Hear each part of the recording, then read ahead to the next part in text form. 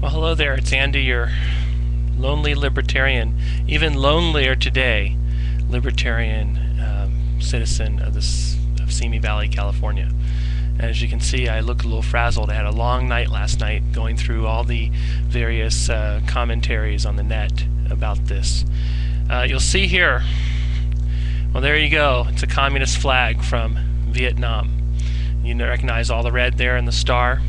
Well, that's communism for you. That's where we're moving. Don't be surprised to start seeing more and more emblems of communism coming up in our country. We have communists in this country, and they will start promoting it. You will see red banners being waved. You will see the hammer and sickle. You will see various emblems of the worker socialist parties and the International Workers World and the AFL and the SEIU, and you'll see all these Socialist Workers Party and all this kind of stuff. That's where we're moving in this country. We will look much like Eastern Europe. You will see, maybe we'll look like Hungary. Nice buildings, but a really sad populace, defeated populace. Remember Hungary 1956 when the Russian tanks moved into Budapest? Well, that could be us. I'm not saying that the Russians are coming here. I'm not saying that the Chinese are coming here, but, well, economically they are. You will notice that there are a lot of Chinese using all those dollars to buy up assets that we have in this country. Just to go look it up on the net, read it. You'll see lots of articles about China making investments in this country, buying up assets. And usually the kind of assets they buy are industrial assets, commodity assets, like concrete plants, like salt flats, things where they sand and that kind of stuff, for glass factories, or maybe it could be oil refineries. Look at the things that they're buying, and you'll see where they're going with their economic purchases. At some point they'll lay claim to it, whether it's just as an investor or as a national entity. So I'm putting up the Chinese, the Vietnamese flag here for you, just to give you an example of what it looks like when you're not under the old red, white, and blue. Now, last night I called for a red alert, and of course the microphone was not working very well on my computer, so I've had to switch to this. I don't know why, but I'll blame it on Toshiba. We witnessed what was just unheard of in our grand republic. We witnessed what is called majority rule, mob rule, and we have in our government a mob. This is a mob of thieves, people that believe in political payoffs.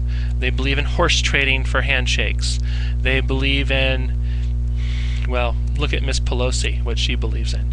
She believes that the EPA should rule our lives. Miss Pelosi believes that, oh, we'll provide health care for you, but we want to control your bank account. Miss Pelosi believes that you, dear citizen, are a child and must be watched over at all times.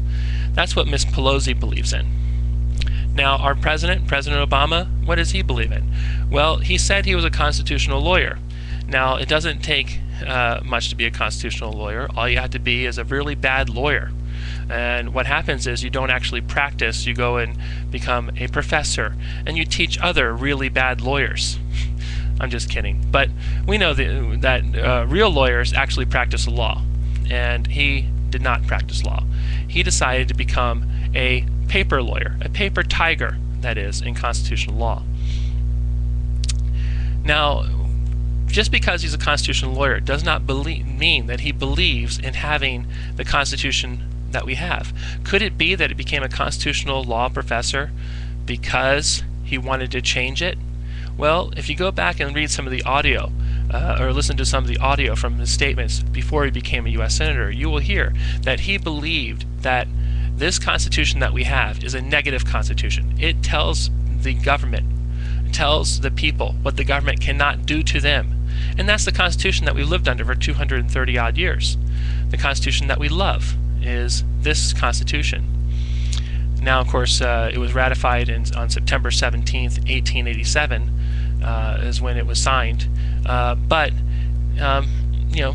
since that time, we have lived under this Constitution, a Constitution that protects us. You have your First Amendment protections, freedom of speech. What does this fellow here that runs our government believe in? Well, he believes in free speech zones. With regard to separation of church and state, well, he believes that all religious people should not have any part of politics. Well, there you go. He believes in full segregation of church and state. Now, with regard to the Fourth Amendment, well, look, he just signed the Patriot Act. Again, something that he ran against during his election campaign.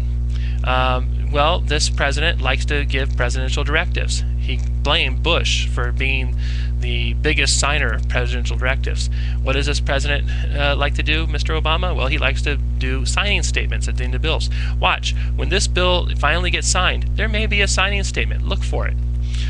Well, my friends, we are definitely under a red alert. If you are a liberty lover, you need to start thinking about what's happening to you.